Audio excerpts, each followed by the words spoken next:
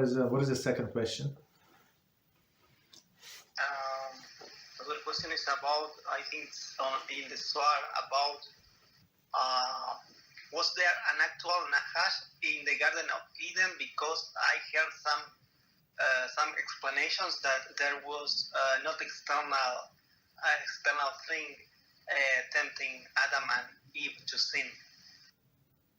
No, it was no, the story. It was like physical being, animal. It's it was it's called Nachash, but it looks like approximately. If you look this what is it in the Chinese culture, this Chinese Korean culture, they have these dragons. So it's very different dragons from all other cultures.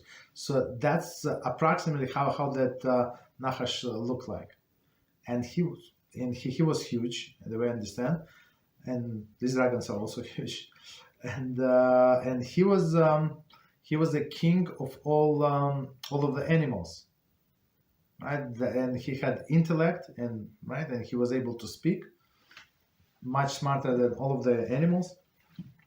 And after the king, after his fell, of course, because of the greed, right? Because of the greed, because of his envy, right? He wants to marry Chava. So it says that he saw Adam and Chava together. So he said, "Oh, that's what I need. I need a wife like that." Understand? So, and the plan was that she would take a fruit, give to Adam, he would die, and he would marry the Chava. That's what the simple plan. But because he actually was, as we say today, Machtia Rabim, he was trying to make other to sin, so Hashem did not even talk to him. He did not even listen to his explanation why he did so. Chava, he asked Chava, why did he do so? He said, because he asked Adam, why did he do so? And he said, because the woman that you gave me gave me the fruit. Not a good advice, not a good answer. But he asked why. She said that this Nachash did it to me, right? He told me, and Hashem did not ask Nachash. Why? Because the ones that make other to sin, we don't talk.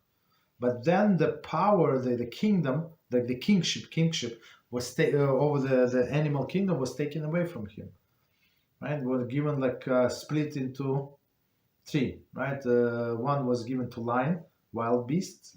One was given to domesticated animals, which is bull, and one is to the birds, which is eagle. Right? That's another lost opportunity. But it was for sure. It was like a physical creature, for sure. But in some sense, what you're referring to, yeah, and our sages say that it's Eitz Hara.